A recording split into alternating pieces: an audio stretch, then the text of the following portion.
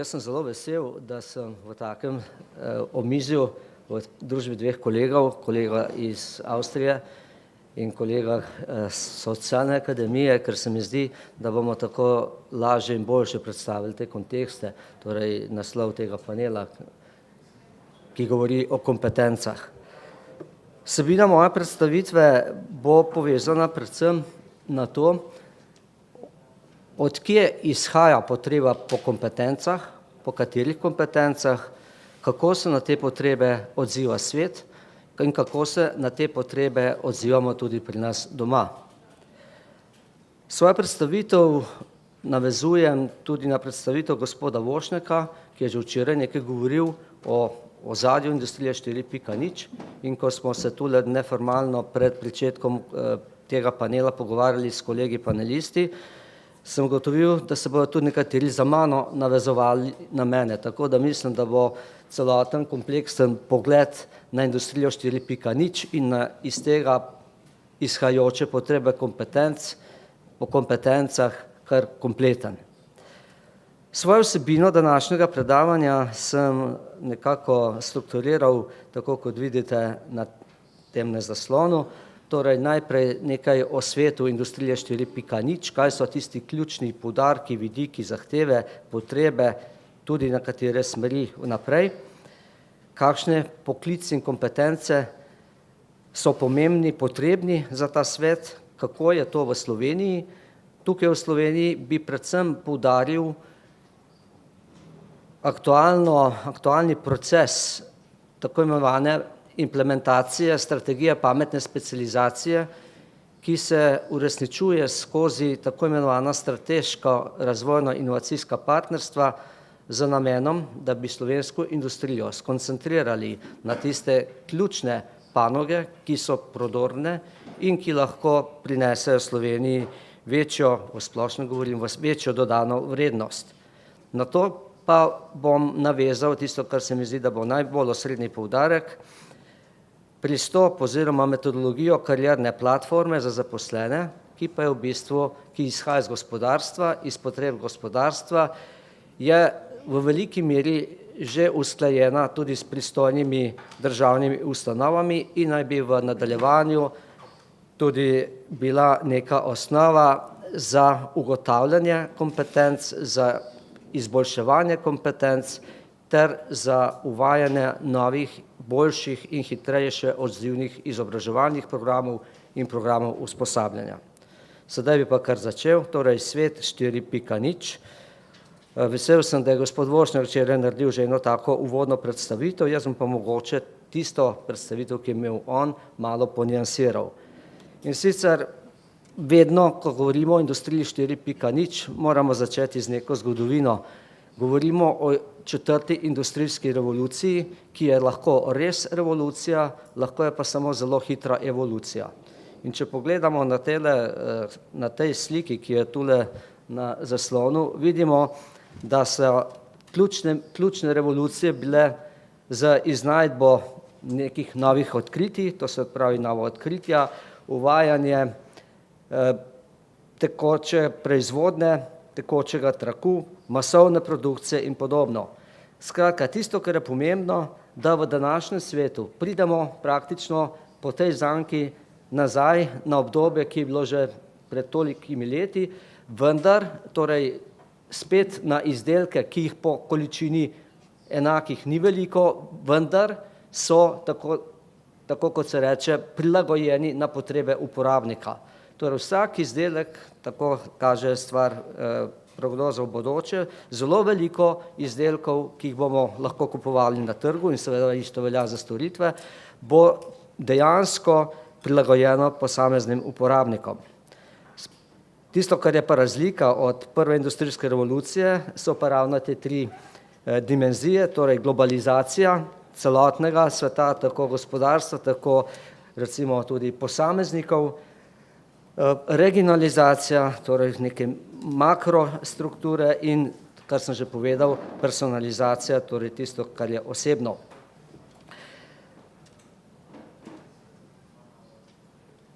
Industrija 4.0 ni nekaj povsem novega. Industrija 4.0 je praktično nadgradnja tako imenovanih industrij 1.0, 2.0, 3.0 in prinaša za razliko od industrije 3.0, ki pomeni, da je proizvodnja, da so storitve podprte z elektronskimi sistemi, z informacijskimi in komunikacijskimi tehnologijami, tudi z robotskimi tehnologijami, avtomatizacijo in podobno. Razlika do industrije 4.0 je le to, da se industrija 4.0 izvaja v tako imenovanem kibernetsko-fizičnem prostoru. Torej, v enem delu prostora en del je realen svet, kjer poteka proizvodnja ali proces storitev, paralelno k temu se pa isti proces dogaja v tako imenovanem digitalnem svetu, v svetu informatike, ki v realnem času vzporedno se odziva, napoveduje in zasleduje te procese. Na ta način, če mogoče za lažjo predstavo se osredotočim na nek industrijski proces, če imamo nek industrijski proces proizvodnje nekega plastičnega elementa, ta proizvodni proces poteka čez proizvodno linijo, čez kontrolo in tako dalje, cel postopek na večjih strojih, istočasno je pa tak proces zmodeliran v tako imenovanem navideznem svetu, v katerega so preneseni vsi parametri, meri se vse točke, vsi glavni podatki iz realnega sveta in računalniška tehnologija omogoča tekoče spremljanje, tekoče informacije o vsem, kar se v realnem svetu dogaja, v realni liniji in omogoča tudi odločitve, trenutne odločitve v proces, napovedovanje vnaprej, torej, če se ugotovi na podlagi nekih tipal senzorjev, da bo nek proizvod premajhne kakovosti, se lahko proces že vnaprej spremeni. Torej, industrija 4.0 je do skrajne mere, ki je danes poznamo, v smislu tehnologije, opremljena proizvodnja, iz katere lahko dobimo vse podatke in praktično vplivamo lahko na zelo veliko proizvodnih parametrov v trenutnem času in seveda tudi vnaprej prekrenemo tok tega procesa. Industrija 4.0 ima različne dimenzije, vpliva na zaposlene, vpliva na procese, vpliva na družbo, vpliva na strategije. Ta slika je zelo kompleksna in ni namen današnje te predstavitve, da bi prehajal v posamezne procese, namen je samo predstavitev tega, bi se pa potem mogoče res še enkrat vrnil na ta tako imenovani fizični in kibernetski prostor. Torej, kaj je bistvo proizvodnje industrije oziroma industrije 4.0. Temu se reče digitalni dvojček in to je to, kar sem ravno povedal. Imamo na eni strani fizični proces, na drugi strani pa isti proces, ki je zmodeliran v navideznem računalniškem svetu in preko katerega potekajo enosmerne in dvosmerne komunikacije. O tem sem že govoril, zato bom šel kar naprej. Z takih procesov je sestavljena tako imenovana pametna tovarna. Kaj pa je pametna tovarna? Pametna tovarna se ne da narediti kar iz tovarne, kjer imamo neurejene že obstoječe procese. Zato je, preden se pride do te stopnje, potreba uvesti tako imenovano vitko tovarno, vitke procese, vitko proizvodno in agilno. Kaj pomeni vitko? Vitko pomeni, da se iz vseh procesov, tako proizvodnih in tudi vseh tistih, ki so s proizvodno povezanih, govorimo o marketingu, o kadrovskih procesih, izvzame vse tiste aktivnosti, vse tiste operacije, ki ne prinašajo dodane vrednosti. In agilnost pomeni zelo hitro odzivnost na spremembe, predvsem, ko govorimo o industrijah, na spremembe na trgu, torej tam, kjer nastajajo potrebe, da se lahko ta proizvodnja zelo hitro spremeni. Šele ko sta izpolnjena te dva pogoja, se lahko premaknemo naprej, uvedemo fizično-kibernetski prostor in se dejansko pomaknemo v industrijo 4.0. Zakaj sem govoril o vseh teh zadevah, ki so mogoče na prvi pogled nepovezane s kompetencami? Ravno zaradi tega.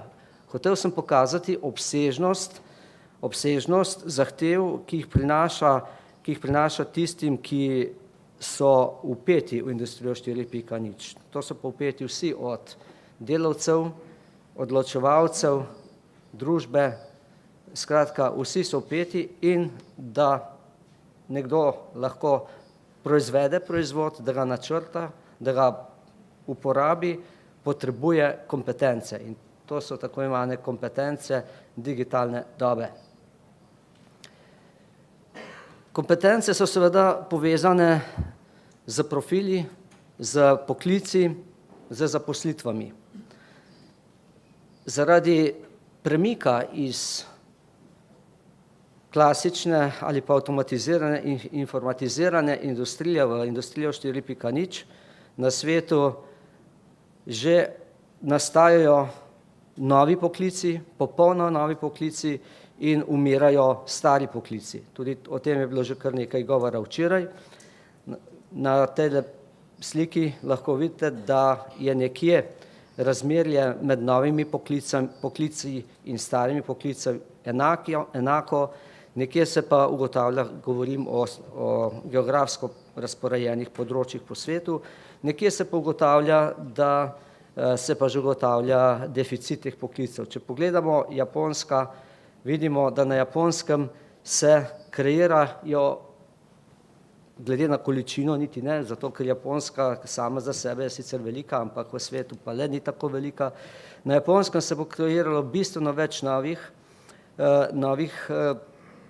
zaposlitev novega tipa, kot jih je bilo prej. Obratno pa lahko pogledamo Nemčijo, kjer se kaže iz te slike, da postaja situacija, saj po napovedih iz te študije, za Nemčijo precej neugodna, ker to pomeni tudi večje prilagajanje oziroma večji napor za kreiranje novih poklicev.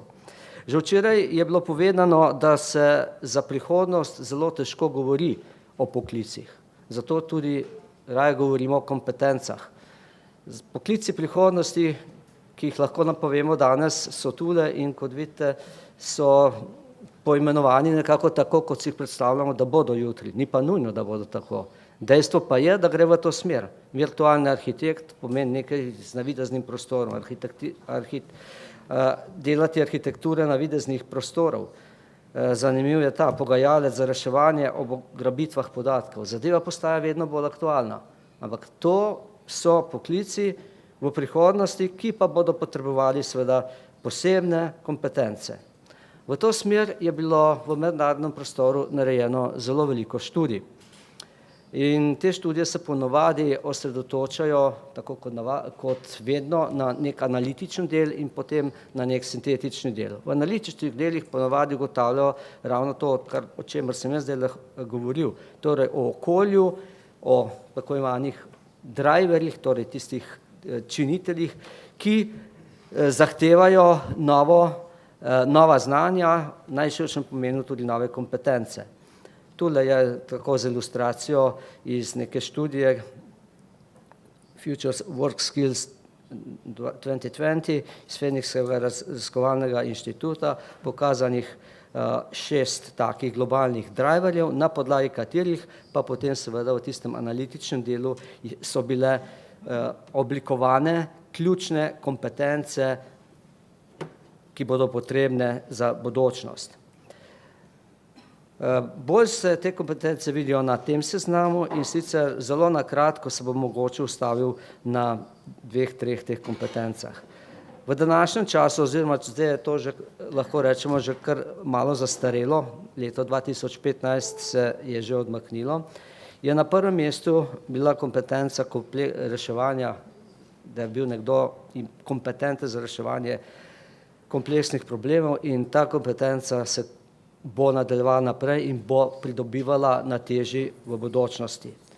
Po drugi strani pa lahko vidimo, da v letu 2015, to je ena študija, ampak veliko študij ima enake rezultate ali pa zelo podobne, je bila kompetenca kreativnosti na seznamu 10 na zadnjem mestu. V bodočnosti bo ta kompetenca izredno pomembna. In če pogledamo prve 3 kompetence, ki so sicer nakazane za leto 2020 po pomembnosti, torej kompetence za reševanje kompleksnih problemov, kritično razmišljanje in kreativnost, to so tiste kompetence, ki bodo pridobivale v bodočnosti na svojem pomenu. Kako pa mi temu sledimo v Sloveniji? Že prej sem v uvodu na kratko povedal, da se je v zadnjih nekaj letih oblikovala tako imenovana strategija pametne specializacije, ki naj bi Slovenijo uvrstila na zemljevid sveta v tistih nišnih produktih, storitvah, kjer Slovenija lahko tekmuje, kjer je Slovenija tudi vodilna. Da je prišlo do te strategije pametne specializacije, je bilo najprej seveda potrebno analizirati, katere panoge v Sloveniji pa so tiste. Na tej slikci so prikazane različne panoge, katerim so opredeljene možnosti, da postanejo vodilne tudi v svetu. Seveda panoga kot panoga, Slovenija ne bo imela nobene panoge, da bi bila vodilna v svetu, govorim o gospodarskih panogah, ampak v okviru niš so pa velikanske možnosti, tako na področju farmacije. Sam prihajam iz elektroindustrije in verjetno poznate, ste že slišali za podjetje Domel, pa tudi doma uporabljate sesalce. Podjetje Domel je izrazit tehnološki lider v svetu na področju tehnologij in izdelovalnega procesa sesalnih enot. Kaj to tudi pomeni? To pomeni, da nihče na svetu ne more proizvesti takega izdelka s takimi parametri. Pred 10 leti je taka sesalna enota bila težka 5 kilogramov in je porabila 100% energije, ker ne vem natančno. Danes je taka enota težka 30 do 50 dekagramov in porabi 10 do 20% energije. V to je bilo potrebno vložiti izredno veliko dela, imeti veliko znanja, imeti veliko kompetenc. Torej, slovenska strategija pametne specializacije naj bi povezala vso napredno industrijo in vso najbolj napredno raziskovalno sfero ter ustvarila na več področjih okolja, da se bodo naša podjetja lahko plasirala v svetu in tam tudi dosegala priznano dodano vrednost, kar pomeni tudi dohodek, ki pa se seveda potem prelije tudi v celotno družbo. Strategija pametne specializacije je določila 3 ključna področja, in sicer zdravo bivalno in delovno okolje, naravni tradicionalni viri za prihodnost ter industrija 4.0. In ko govorimo o kompetencah prihodnosti oziroma industriji 4.0, je v okviru tega najpomembnejše strateško razvojno partnerstvo, imenovano Tovarne prihodnosti. To strateško partnerstvo Tovarne prihodnosti ima seveda potem še tudi svojo strukturo. Kaj pa sploh pomeni strateško partnerstvo? Strateško partnerstvo pomeni združbo naprednih podjetij, ne glede na velikost, velikih, malih, ter raziskovalnih inštitucij, ki skupaj določijo, katere produktne smeri so potrebne, kaj še manjka v razvoju, kaj manjka na področju trženja, kje poiskati nove trge ali pa kako povečati tržni delež na že osvojenih trgih. Da se seveda vse to lahko v tako pisani združbi izvede, se pa rabi kompetence oziroma drugače bi rekel, se pa rabi sposobne kadre, ki tudi enako razmišljajo. Zato je razvoj človeških virov, torej področje razvoja človeških virov, bilo prepoznano kot ključno področje za napredek slovenskega gospodarstva, beri tudi slovenske družbe. Prav na tem področju razvoja človeških kadrov smo pa v Zbornici elektronske in elektroindustrije že pred 5 leti dobili pobudo naših najpomembnejših podjetij, da je treba izboljšati proces izobraževanja, usposabljanja kadrov oziroma premagati razkorak med znanjem, kompetencami kadrov, ki prihajajo iz izobraževalnega sistema in ki se potem zaposlujejo v teh podjetjih. Tudi včeraj smo že slišali, da ko pride mlad študent oziroma človek, ki je zaključil študije na kateremkoli nivoju v delovno organizacijo, je zelo redko, da se lahko kar takoj vključi v deloven ali pa v kakšen drug proces.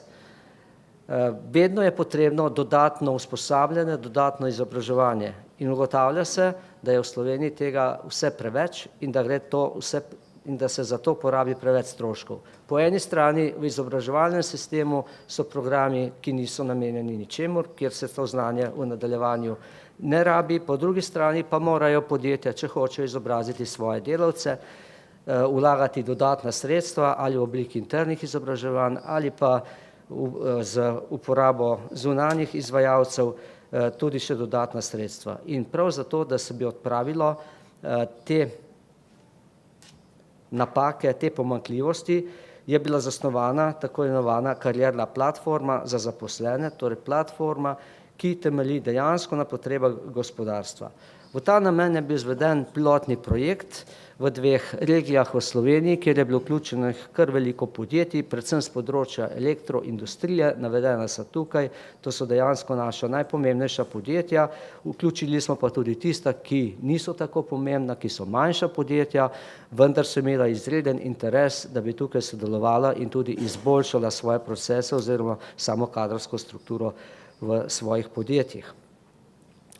Ključno pri pristopu za razvoj te kadrovske platforme je bilo to, da se ugotovi, katere kompetence bodo pa pomembne v bližnji ali malo bolj oddaljeni prihodnosti.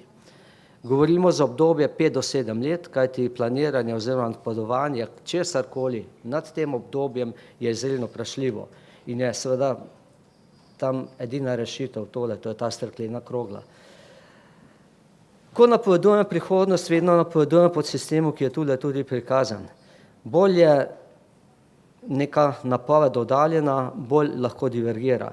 Tisto, kar je za napovedovalca ključno, je to, da ujame tale srednji žarek, kar pomeni, da ne bo napovedal točno, ampak vsaj to, da se ne bo preveč odmaknil iz tistega možnega prihodnega stanja, ki se ga pa seveda lahko ovrednoti šele takrat, ko to stanje nastopi.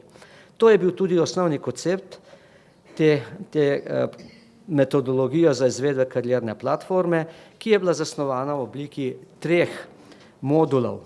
Prvi kot najpomembnejši, ugotovitev potreb po kompetencah v prihodnosti, torej napoved.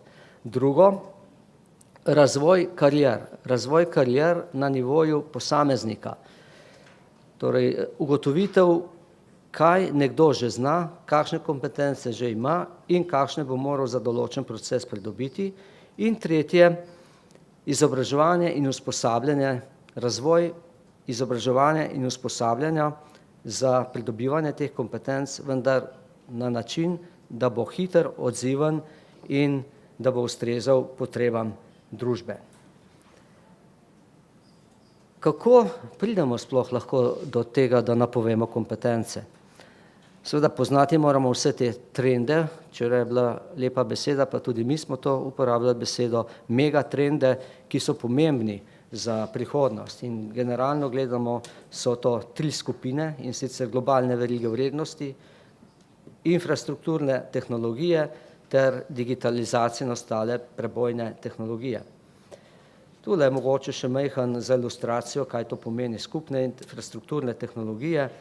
tisto, kar je pomembno in kar bo diferenciralo izdelke in storitve v bodočnosti. Torej, industrijski dizajn je zelo pomembna zadeva, po drugi strani vemo, da se meje med sektorji brišejo, torej včasih smo govorili, to je kovinska industrija, to je elektroindustrija, to je kemija, danes imamo izdelke, za katere ne vemo, ali pa procese, za katere ne vemo natančno, kam jih uvrstiti. Migracija kompetenc, ta zadeva je izredno pomembna, kaj to pomeni. Vemo, da kompetence razdelimo na splošne in na specifične in nekatere kompetence, ki so bile še včeraj specifične, so danes že splošne. Še včeraj v nedobesednem smislu, rokovanje z računalnikom, s pametnimi telefoni, to je bila še nekje specifična kompetenca, danes je to čisto osnovna splošna kompetenca in to pomeni ta migracija kompetenc. In tako dalje, lahko bi tukaj pokazal še različna področja. Dejstvo pa je, da vse to je potrebno upoštevati, ko se gre v napovedovanje. Zdaj mogoče samo en tak zelo hiter prehod, kaj ta karierna platforma kot proces dejansko sploh pomeni. Kot sem že povedal, cilj karierne platforme je to, da vsi tisti, ki vstopajo v izobraževalni sistem, dobijo zaposlitev in da jih ni treba, ko prehajajo v zaposlitveno razmerje, še posebno došolati po eni strani, po drugi strani pa tisti, ki so že zaposleni, da se jim kompetence izboljšajo in da so za to dostopni hitro odzivni izobraževalni sistemi. Proces je pa taki, najprej napovedovanje kompetenc. Ta napovedovanje se izvaja preko procesa, torej najprej ugotoviti megatrende, potrebe po kompetencah, potem iz baz podatkov o profilih kompetencah izobraževalnih programov, ki že obstajajo po celotnem svetu, izločiti tiste ključne relevantne kompetence, preveriti primernost oziroma potrebnost teh kompetenc v bodočnosti z različnimi interdisciplinarnimi skupinami, kar pomeni strokovnjaki iz področja industrije, akademske sfere, iz splošnega življenja, potem še 2 do 3 cikla evaluacije teh kompetenc in na koncu izločitev tistih najpomembnejših kompetenc. Včasih, ko govorimo o kompetencah, mešamo in ne vemo točno, kaj pomeni. Dejansko je beseda ali pa izraz kompetenca v različnih sistemih, različnih državah različno določena. Vedno pa je nekako neka osnova, neko najbolj prekrivno območje pa to, da je kompetenca sestavljena iz različnih komponent, pri katere glavne so znanje, ki se ga pridobiva v šolskem sistemu in lahko tudi drugod, skratka samo znanje. Drugo so spretnosti, tretje so sposobnosti in tisto, kar tukaj v tej naši karierni platformi nismo posebej ocenjevali, so pa seveda nagnjena. Nekdo, ki nekaj zna, pa tega ne želi, ne bo tega dobro opravljal. No, v tej naši karierni platformi smo za vse te kompetence, ki smo jih napovedali kot potrebne, opredelili po pomembnosti, po tej strukturi, kot je tukaj, torej katere kompetence so pomembne že sedaj, katere bodo pomembne v bodočnosti. In na podlagi tega smo šli potem v podjetja in pri posameznikih ugotovili, katere kompetence imajo, katere bodo za to delovno mesto potrebne, naredili tako imenovani individualni karierni načrt, torej kakšni bodo postopki, da se bodo posamezniki do tega opremili in šli seveda tudi v izvedbo. Če zdaj si zamislimo, da je da se tak proces izvaja v veliko podjetjih, potem dobimo tudi na nivoju panoge ali pa na nivoju države presek potreb. In ko imamo presek potreb, lahko predlagamo tudi ustrezne programe usposabljanja izobraževanja. Ta pristop smo potem ponudili državi kot gospodarska zbornica, seveda dokazom, da je ta pilotni projekt dobro uspel, kot osnova za razvoj človeških virov v tako imenovanih strateško razvojno inovacijskih partnerstvih, torej SRIP-ih. Tukaj smo ta sistem seveda še dopolnili in bi ga zelo na kratko pokazal, tako da boste videli, kako zadeva funkcionira. Skratka, v vsakem takem strateškem raziskovalnem partnerstvu se bo izvedel proces, o katerem sem povedal. Za ta proces bo skrbela neka skupina, ki smo jo poimenovali Odbor za razvoj človeških virov, ki bo pač sestavljena po določeni strukturi, in ta skupina bo na koncu predlagala za vsako izmed teh 9 strateških partnerstv, predlagala nove programe izobraževanja, usposabljanja, seveda za tisto področje, ki ga pokriva. Izobraževalni sistem v Sloveniji je sestavljen, kot veste, iz visokošolskega izobraževalnega sistema in tistega, kar je izven tega. Visokošolski izobraževalni sistem se izvaja na nivoju države, ostalo pa na regionalni ravni. In zato se je predvidelo tudi ustanovitev partnerstev za razvoj človeških virov po regijah, zato da se lahko tudi regionalno ugotavlja potrebe in regionalno načrtuje tudi vire, ki bodo zadovoljevale, ki se bodo odzivali na te potrebe.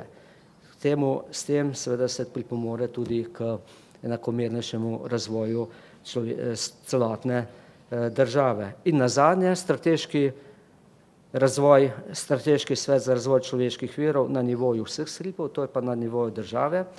Tukaj to je bil pa svet, ki naj bi dobil telo, ki naj bi dobilo dejansko vse te potrebe iz celotne strukture, od posameznih odborov in z argumenti predlagalo uvedbo novih programov ter tudi novih metodologij. Torej metodologij v smislu, da bo proces uvajanja novih programov hitrejši. Tukaj seveda nekako ne smemo pozabiti na tako imenovano avtonomijo univerze, ki je zelo občutljiva in ki nikakor ne pristaja ali pa zelo težko pristaja, da se sugerira, kateri programi, katere potrebe so za preboj Slovenije potrebni. Tisto, kar pa računamo, je pa to, da če bodo potrebe po določenih profilih opremljenih s kompetencami res podprte z realnimi potrebami gospodarstva in splošno družbe, potem se bo moral tudi ta sektor temu prilagoditi. Skratka, karierna platforma za zaposlene oziroma širše povedano karierna platforma naj bi bila ena taka ključna infrastruktura, ki bi omogočala res dobro opremljene kadre, ki pridejo iz šolskega sistema, ki se lahko takoj vključijo v delo, ki imajo vse kompetence, tako tiste, ki so potrebne za delo, kot tiste, ki so bolj splošne, torej kompetence, da ima kompetence za komunikacijo in vse ostalo, da se lahko vsak posameznik tudi kreativno izraža, tako kot je bilo že včeraj povedano, da to je zadovoljstvo sploh te mlajše generacije, da svojo kreativnostjo prispeva k nečemu, ne pa samo z nečem, kar nekdo drug od njih pričakuje. Toliko za zaključek in mogoče samo še takole, tole sem želel pa še pokazati. Navidezno resničnost in opremljena s kompetencami.